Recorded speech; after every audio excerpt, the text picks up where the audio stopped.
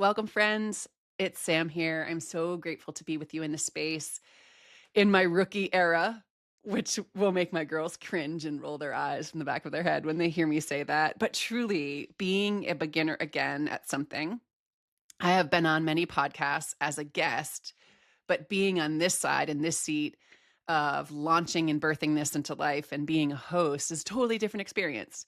And so it's exhilarating and also frustrating at times as I'm learning new things. And I want to take you on this journey with me. So we get to be rookies really in every moment of our lives. Because in this moment right now, we've never been in this exact moment in time before.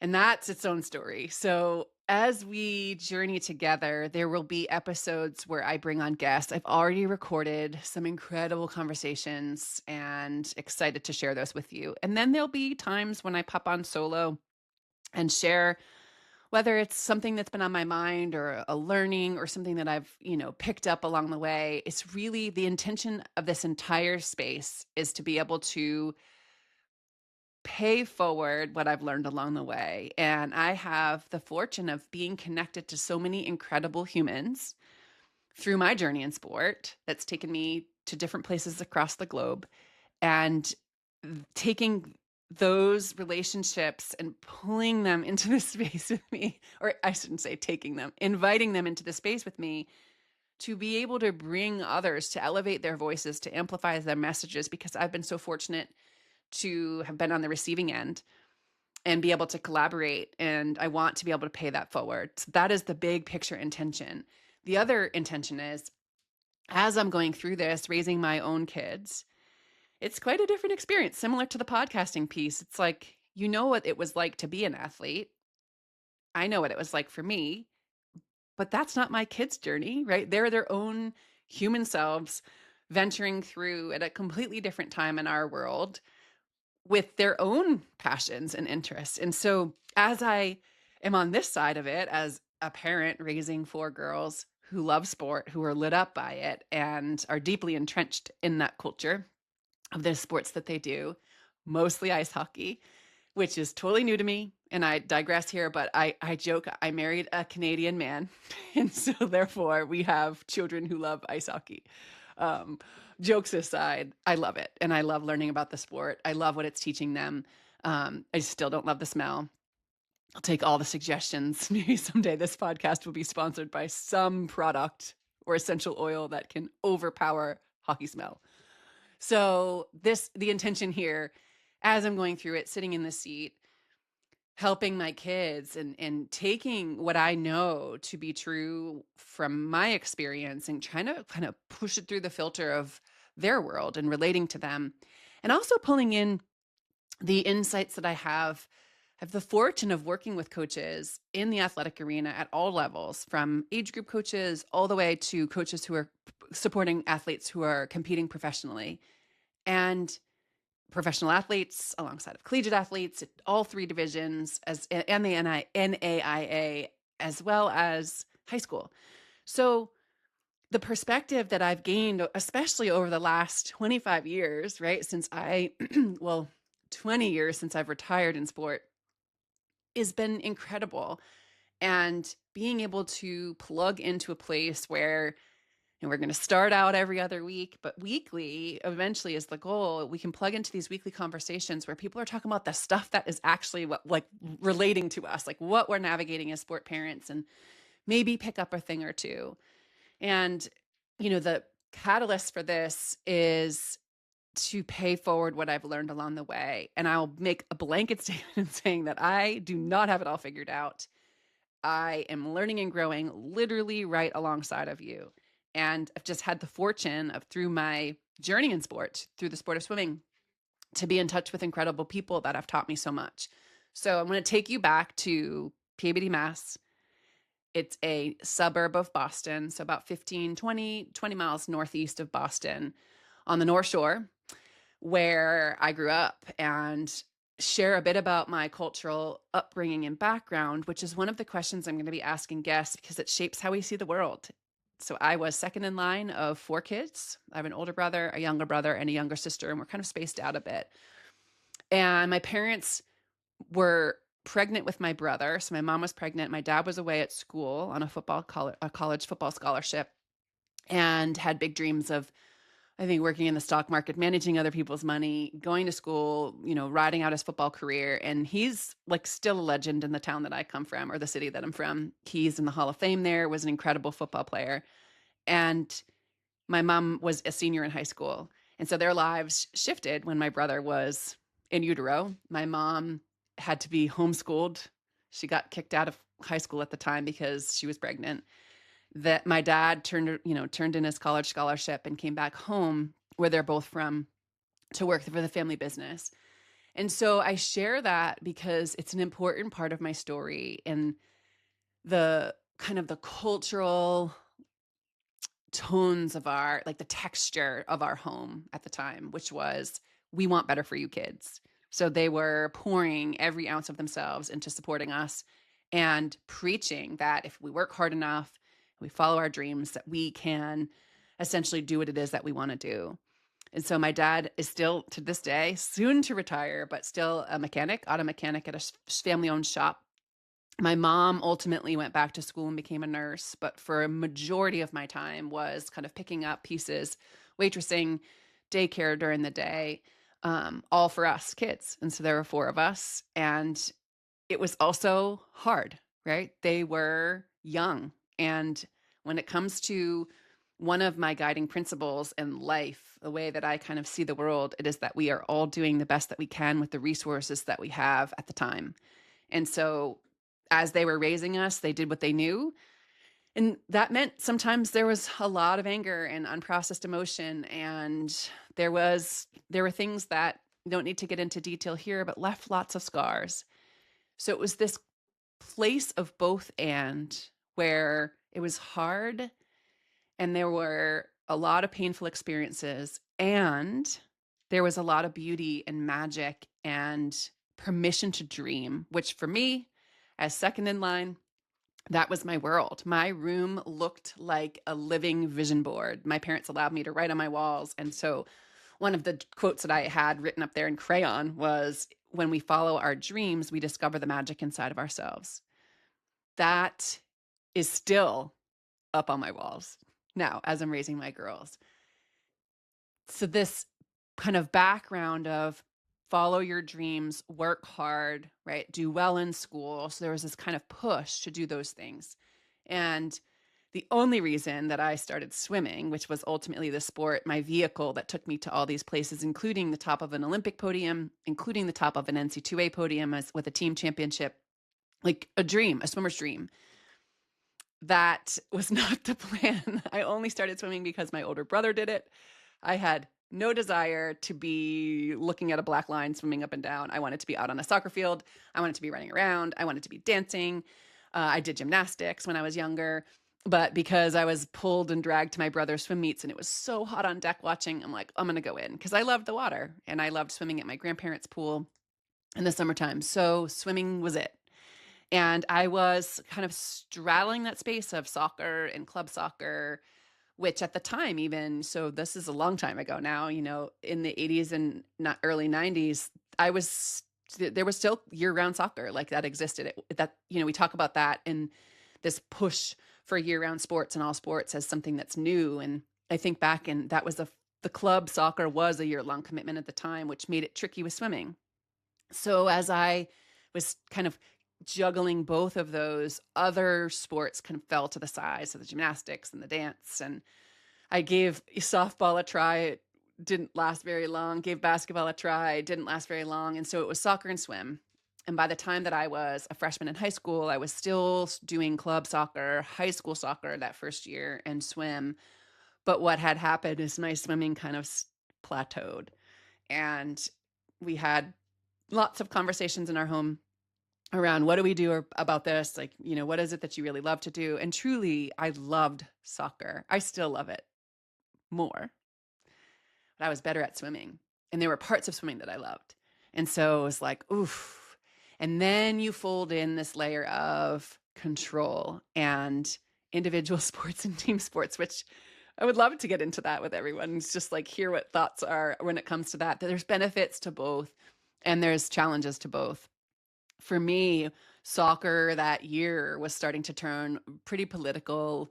You had parents who were coaching, again, doing the best that they could with the resources they had, but some of the fallout of not knowing better or choosing not to do better was playing time was going to kids. Like it was just this place where I'm like, I'm working hard and I'm not getting access to the field. And so I chose swimming. So it was swimming from there.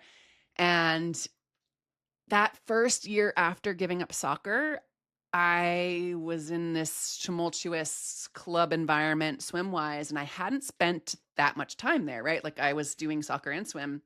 So this transition over where I committed to swimming year round was a little bit jarring because I was now present for all the practices and didn't have my, fall soccer and spring soccer and soccer kind of thread throughout the winter. I was there a lot, and there was some changes happening with the coaching staff and the team overall. And long story short there, the coaches were showing up with incredibly toxic behavior. They were talking to us inappropriately. They were making comments about our bodies. And so it was like, okay, hold on. I just gave up this thing that I love and feeling a lack of control there. And now I'm committed to this thing I am pretty good at. So by the time I was a freshman in high school, I was competing at YMCA nationals in swimming. I had made my junior national cuts, which it's all a little bit different now, but it was kind of 2 tiers down or from being close or in the arena of touching the potential of fulfilling a dream of mine, which was from a very young age dreaming of being an Olympian, whether that was on the soccer field and playing, watching the 99 World Cup was exhilarating for me. I loved watching women's soccer kind of take off at that time. And that felt like it was slipping. It felt like my times were getting slower and now I don't even feel comfortable on the deck. And so I kind of slipped into this space where my performance suffered. I was spending more time in my room. I didn't want to talk to anybody. And I now know I was in this space of, for those that are on video, I have a same here scale behind me. And I was in the space of sinking.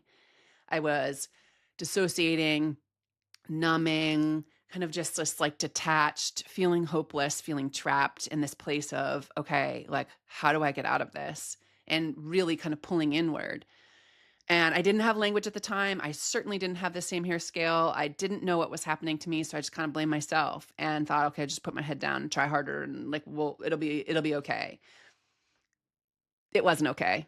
My times continued to just be what they were, wasn't getting faster. And my behavior at practice, I was starting to get kicked out of practice, which I call myself a recovering perfectionist and evolved type A. Like that wasn't something that I normally did.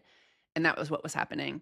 And would just kind of sit there, literally numb, like just sad and feeling trapped. And I remember the summer of the 96 Olympics, reading old school magazines. So reading a Swimming World magazine, seeing the Olympic team. I couldn't even watch the Olympics on TV because here I was, I had made this massive improvement. I was competing on a national level, at the junior level. And then all of a sudden my world felt like everywhere I turned around me, it was going dark. And it was so incredibly painful because I wanted to experience what they were experiencing. And just slowly kind of the light, it felt like the light went out inside of me. And it was after a meet where my mom, we were driving, so down close to her house, sitting at a stoplight. I'm in the front seat, quiet, just kind of in my own head. And she turns to me and says, "Do you even want to swim anymore?" And I was like, no. I didn't even hesitate. It was like, no, no. And then she kind of looked at me and took it in. And then she's like, well, what if we changed club teams? And so that speaks to this like mama intuition or parental knowing. Like there's some times where our own fear gets in the way of connecting with that. But a lot, like we can sense like something, I can't quite figure out what's going on. She didn't know what was happening. She had no idea what was happening with the club environment. She had no idea what was going on in my mind because I was withdrawn and shut down. And she just kind of knew. And so she threw that out, and I remember my whole body responding with a yes, like, yes, please. But then where and how? And you work 2 jobs and dad's working and there's 4 of us, and just trying to like figure out the spin of how will it happen? And that has been a theme for me for my entire life. Getting stuck and trying to figure out the hows. And the moment that I release that and show up to the next best step one at a time and trust the unfurling and loosen my hands in the grip of needing to know how it's all going to go, that was everything. So releasing the hows, and my mom saying, you know what, permission to release those. She didn't use that language at the time. She's like, I don't know, but we'll figure it out. And she did. And we did.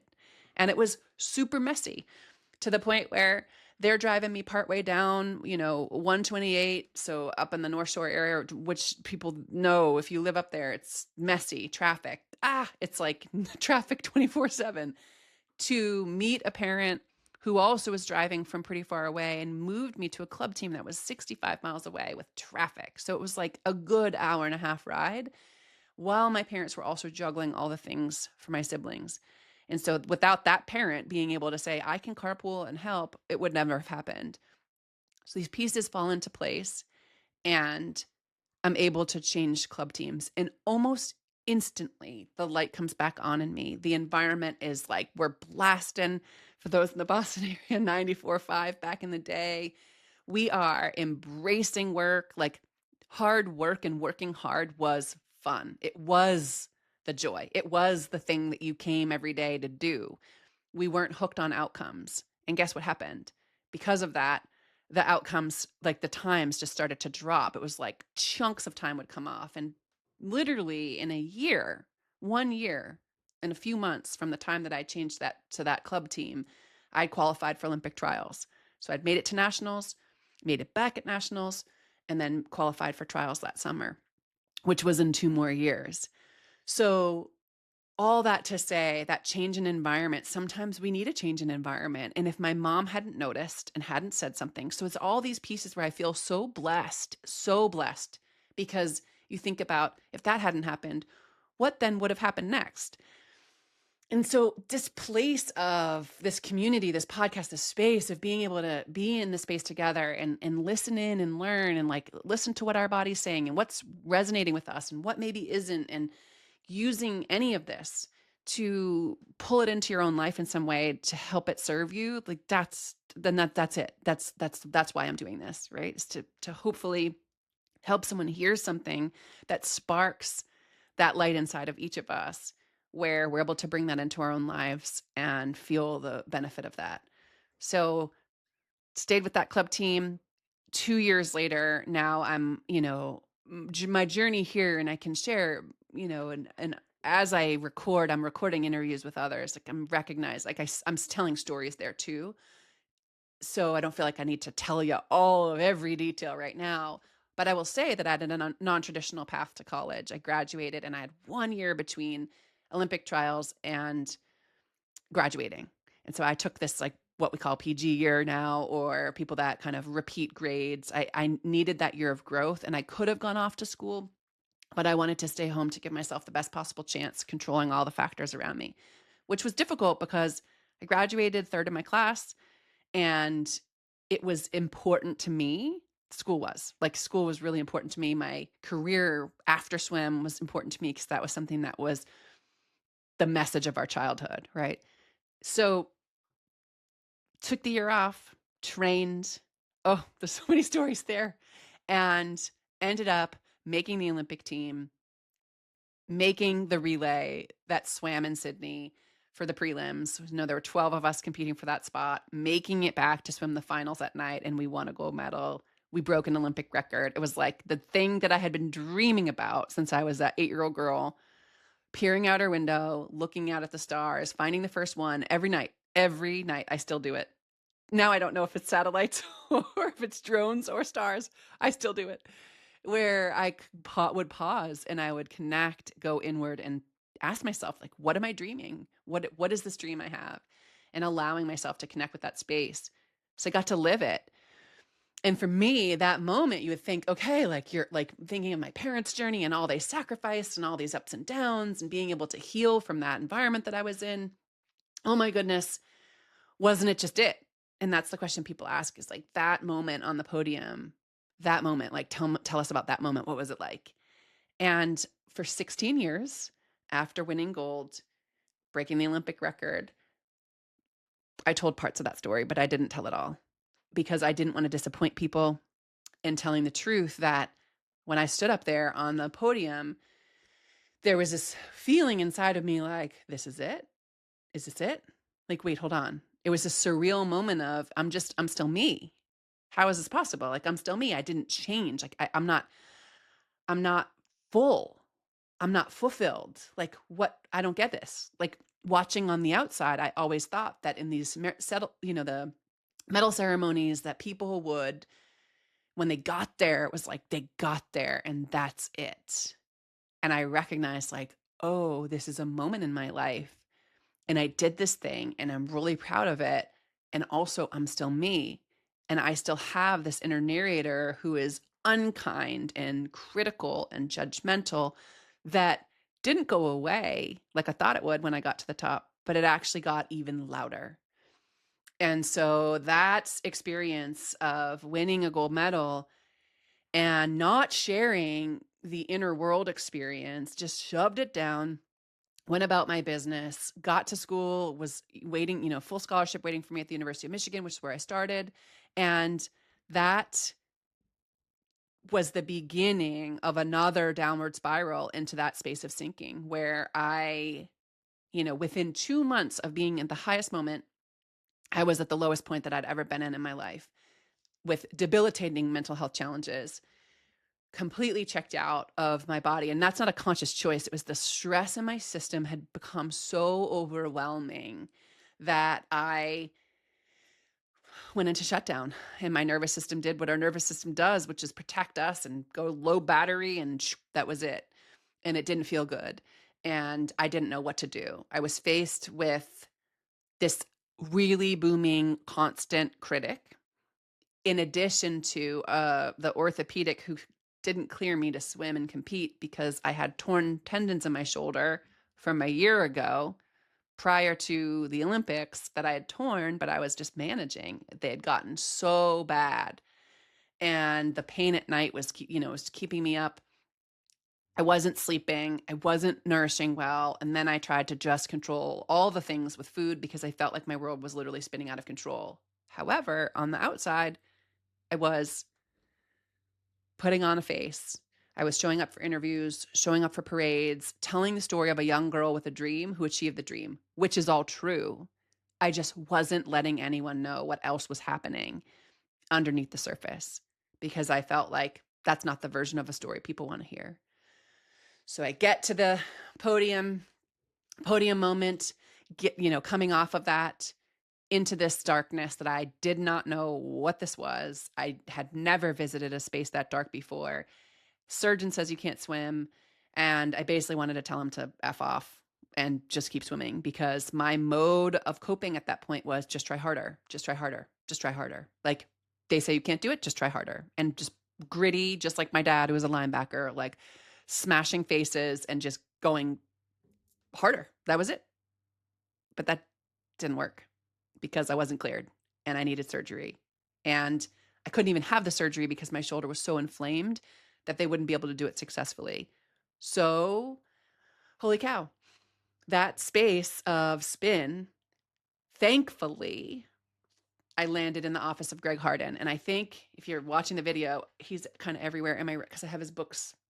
He left us. He didn't leave us purposefully. His soul, his physical body is no longer here. He passed away last fall. And I think that's a part of why I also am doing this because you're going to be introduced to and become familiar with Jen Woodruff. Jen Arndt was her maiden name, who was my big sis at Michigan at the time, who also has a deep connection with Greg. And he's, was dubbed the secret weapon at Michigan. He worked with Tom Brady through his journey at Michigan, worked with Desmond Howard, Woodson, Michael Phelps in the time after I was there, like the names that of athletes, the level, but there are so many more humans who he touched in his life.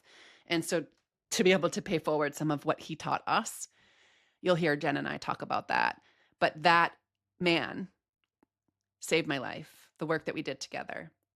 I was sent to his office because I was in the spin, and for once a week, every week, we met in his office. And he didn't talk about swimming. He didn't talk about X's and O's. He helped me understand who I am as a person is not who I was or thought I was, which was I'm a swimmer. He helped me understand that who we are and what we do are separate. And that serves as the foundational piece of what I teach, what is fully integrated into my performance consulting, the coaching that I do, the speaking that I do across every single arena, whether I am in front of corporate leadership team, whether I am working with a middle school athlete, it's the same message. It is so fundamental, identifying who we are separate from what we do and honoring and developing this relationship with self. So thankfully, that's where I landed, in Greg's office. We worked together through those mental health challenges. He introduced me to mindfulness. So I think of like, he was so ahead of his time. So this is 2000, right? Like this is before mindfulness was a buzzword. I don't even think he introduced it as mindfulness. It was just read these books. Like first book he assigned was Man's Search for Meaning. That book changed my life. If you haven't read it, I highly suggest it. Viktor Frankl, who is a Holocaust survivor. Absolutely incredible. And then it was like on to the next homework assignment. And so one after the other, meeting weekly, it was this returning to myself, this healing process that allowed me to connect with myself, understand that this inner critic was a part internally, but it wasn't me, creating space there, learning what helps me move stress through my body. He taught me so much, and being able to sit in his office and grow for me, have my surgery, heal from those debilitating mental health challenges, slide back on the scale, help me understand, okay, like when things are tough, you have a power in how you respond. You can't control all the things. You can control your response. And creating that space between stimulus and response is everything. And that applies to every arena, including us as parents. I use that filter of control the controllables in every part of my life. And I used it and leaned on it. I know I'm going to jump here. I promise I'll come back. But it was 13 years after working with Greg, our work had ended. No, that's not true. It was 11 years after our work had ended, and I ended up transferring to the University of Georgia. It was a better culture, a better fit for the healthy version of me. And I'll give you the cliff notes there is we won a national championship. And it was proof to me. We got second my first year there as a team, second the second year. Oh, so if you went to Auburn, we can like, there's some friction there. No, I'm kidding. Kind of, sort of. I loved the competition actually because it made us better. But that third year was like, we will not get second again. We are winning. And we won my final year at Georgia. So I share that coming back, right? So I graduate, I retire, I move on to the classroom. And 11 years after the last time I worked with Greg, I leaned so heavily on the lessons that he taught me as my daughter at the time. So I had an older daughter by this time. So 11 years after working with Greg, I settled into my life as a teacher. I had an older daughter who was 2.5. And I, at the time, actually, she was 3.5 at the time. And then I had a little one, twins actually, but a little one that needed open heart surgery. And so as we were waiting right through her surgery, which was 7 hours long, it was like all these lessons, control the controllables, how are you going to show up right now, practicing mindfulness. And then in the days that followed, the 41 days that followed, 7 of those, we weren't sure if she was going to make it. For 7 days, she fought for her life. And for 7 days, I was literally repeating this control the controllables, one step at a time, and coming back to that self. Those lessons that Greg taught me weren't just about swimming. They were about life and how to show up to life when things get really hard. And he would often say, life's not fair. Stop expecting it to be.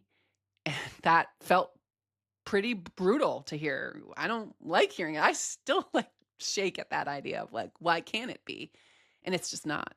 And in those moments with my daughter, it was like, no one could make sense of it. No one can still make sense of it. We still are trying to figure it out. She survived and she's thriving as a kid, and she's actually playing sport, and we'll let her share her own journey. I will bring my kids on. I did a like pre-podcast interview with them where they talk about what they think about mom doing this. And I'll be pulling them in every once in a while. But her story is hers to tell. We talk about that openly because I'm a public figure and I do a lot of sharing and writing publicly. And we talk about like her journey is and her story is hers to tell. And there's also my version of it, my experience, because that moment for me was an absolute cracking open. I was a young mom of 3, trying to find my way, having experienced this multiple near death experiences of my child, trying to figure out how to live with trauma that was impacting every day, every night. So it led me to this healing journey. This journey I never anticipated I'd be on. I'm rocking my same here global mental health movement shirt. Got the scale behind me. I've formally connected and am now part of the group 5 and 5 Inc. and have been part of the Same Here global movement for a while. I did not envision myself as someone talking about mental health and trauma and stress. Like, nah. I was a biology major, so I was a cellular biology major, and then went into education, was a science teacher and anatomy and physiology. Like neuroscience and cellular biology are my jam, but I never thought I'd be using those as tools to teach people about their bodies in all different arenas, particularly for performance, and how to leverage that knowledge so that we can elevate mental health and improve performance. Like this was not the path I thought I would be on. And here I am. And I feel incredibly passionate about it because I really believe I'm a teacher to my core, an educator. And I believe that when we are teaching truly, we're empowering others, we're equipping others so that they can see the power and strength in themselves. And then they can have the dots to start connecting to live more fuller lives, to thrive, to get knocked down and be able to respond to those challenges. So this space that I'm in and that journey with my daughter's surgery and the aftermath, like that space like changed my entire life. Like her approach to it has also taught me a lot because, well, let me rewind back to the hospital. She's out of the ICU. She has, like you just celebrate every single tiny thing you can when you're there and in that space. And you start to get a little delirious being in a hospital for that long. And it was over the holidays. So we had Thanksgiving that we missed. We missed Christmas and we were rolling into New Year's. We missed New Year's. And we're on the backside of that. And her doctor, who I love, I will shout her out because she is one of my favorite humans on the planet and also part of my journey. So Dr. Betsy Bloom. And she's the director of the ACT program at Boston, which had a really scary name before that. They were called the Heart Failure Transplant Team. Oh, as a parent, I'm like, no. No one thought that through. Now they're Advanced Cardiac Therapies, which Mia is still seen by her and her team. But she sat me down and we were in the life specialist room. So it's a children's hospital. So they're the tiny little chairs. And my husband's 6'3" and I'm almost 6 foot, 5'11". And we're, have gone through this huge thing. And we're getting closer to being discharged and taking her home with us, still on tons of medicines. And we're talking about her heart, right? So she sits us down in the chairs and she's like, okay, here's the deal. You're going to let her be a kid. Like, you're going to let her be a kid. If she needs a transplant, no transplant, whatever happens, however many medicines, like you're going to let her be a kid. And I was like, yes, ma'am, we'll let her be a kid. But like, this is true for all of us. And you don't have to have gone through what we did to understand this as a parent. It's like, okay, what you're saying then is I better get out of my own way and out of her way to let her be a kid, because what I want to do is put her in bubble wrap and make sure that she stays safe for the rest of her life.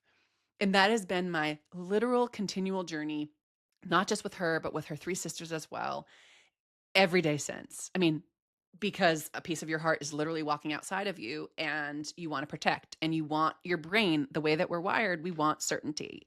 And unfortunately, fortunately, however we frame it, Uncertainty is part of life. It is part of this journey. And the more we can develop skills to cope with that discomfort, the better that we will be and the sturdier we can show up for our kids, which was the directive from Dr. Bloom that day. You will let her be a kid. Okay. Yes, ma'am. I got it. So we leave the hospital and I knew I needed help. I was so activated. I was experiencing nightmares. Night terrors, like flashbacks, and constantly triggered, activated. My nervous system was literally in fight or flight almost 100% of the time. And so I knew I needed help. And I sought talk therapy for 7 years, actually, post that experience. And it was helpful in many ways. And then I got to a point where I'm like, okay, I feel like something's in my body, and I'm just like this inner critic piece. And like, I get all these skills of trying to figure this out by like doing these things that we're talking about in here and reframing. But I just felt like something was stuck in my body, and it was continuing to just activate these internal parts of worry and moods, and just, I was all over the place.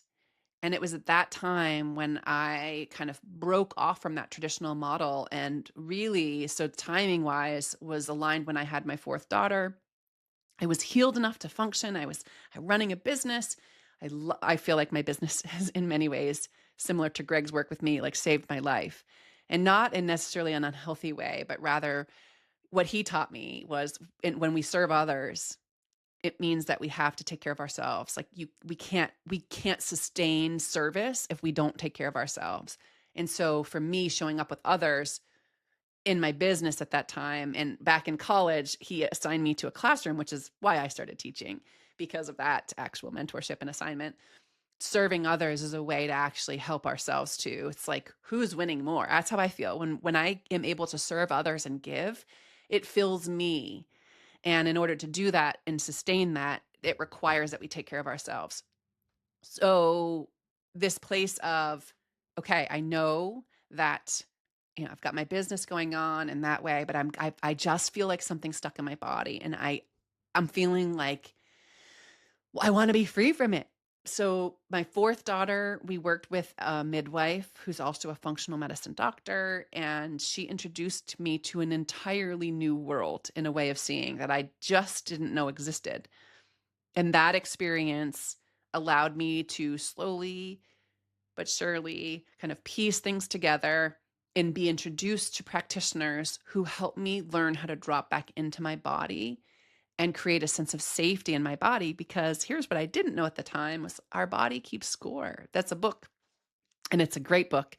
That also reading that, right, and understanding and connecting my world, which I lived in. Like, I love neuroscience. I love, like, it's weird. Like, I'll own it. It's so nerdy. I love looking at metabolic pathways. Like, I love looking at a cellular level, what is happening with these receptors and protein channels and all the things. Like, I love it.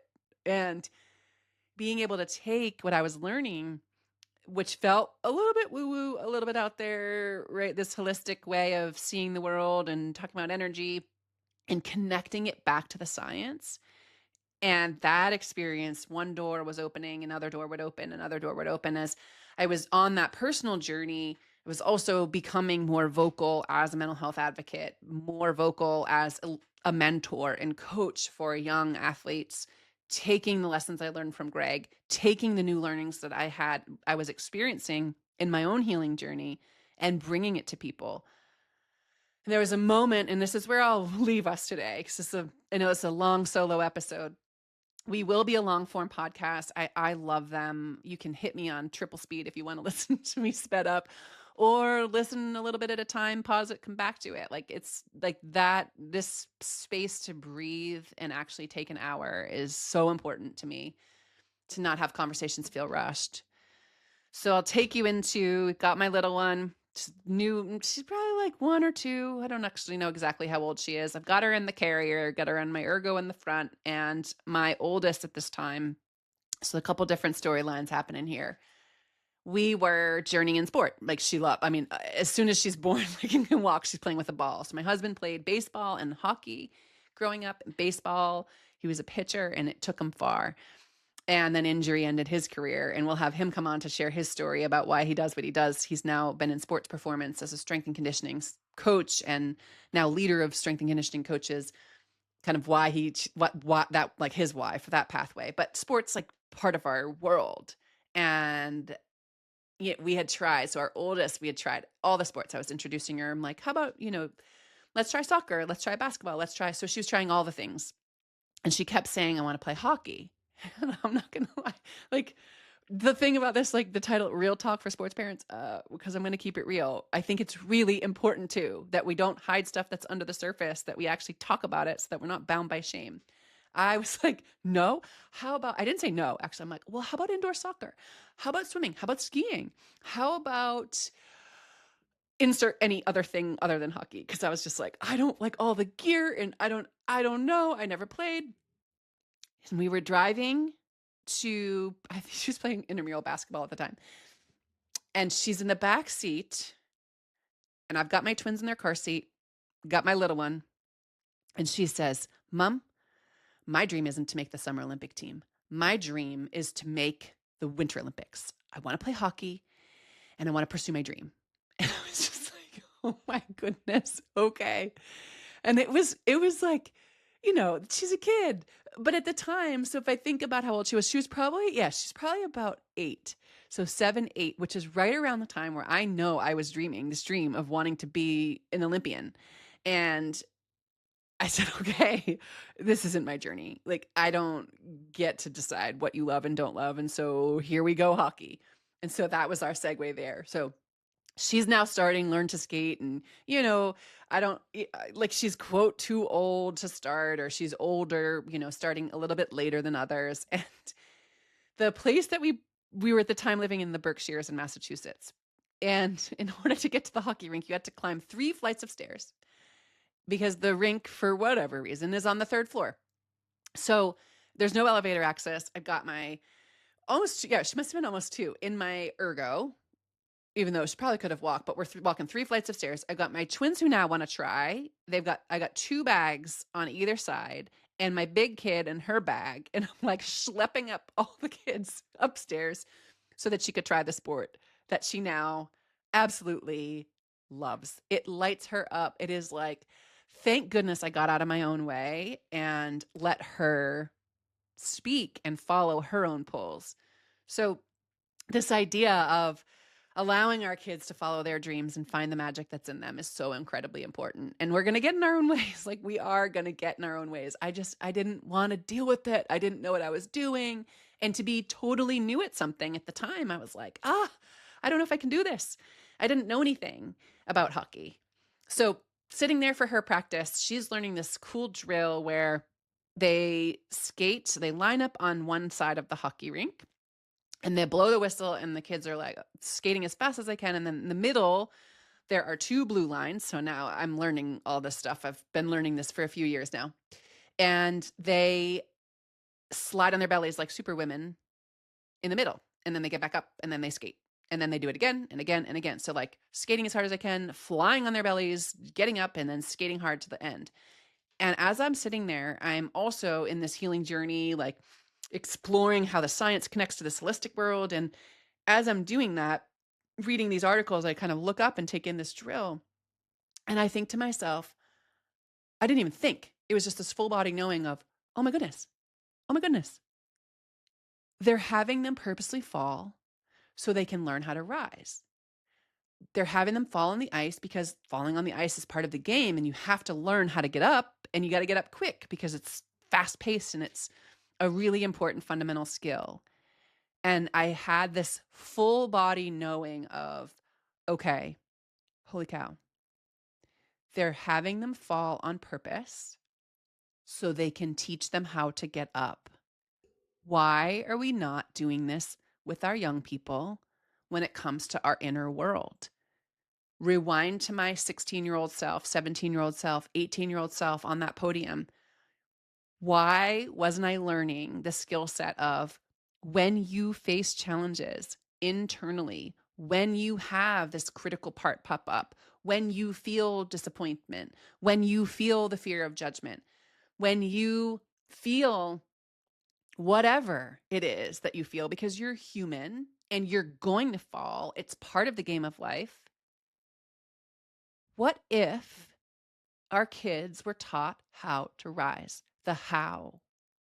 It's not taught.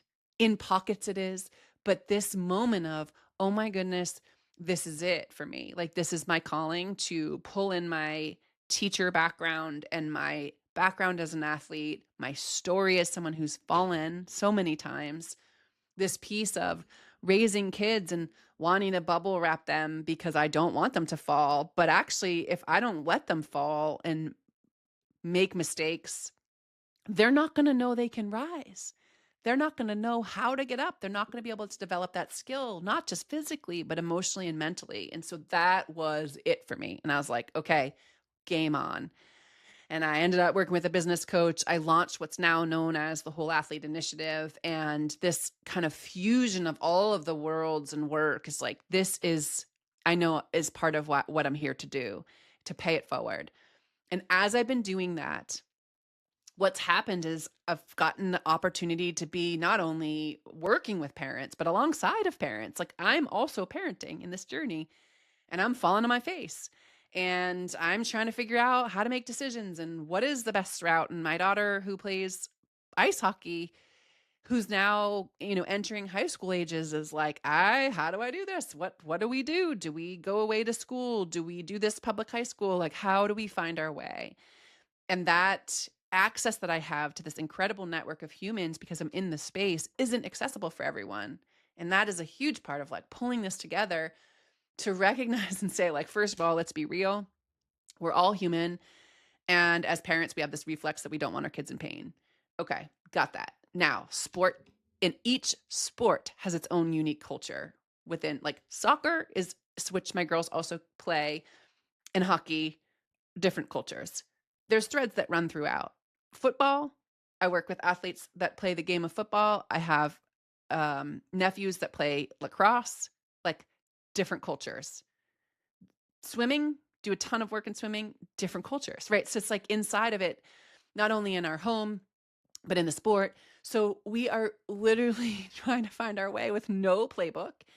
And so this is the like playbook that's not really a playbook, the space where we can come together and start to feel into what resonates, be exposed to new knowledge, connect with each other, and take the knowledge that I've now been sharing with parents, particularly about well-being of their kids, like this big picture question of how do I support my kid so that I'm not hurting them?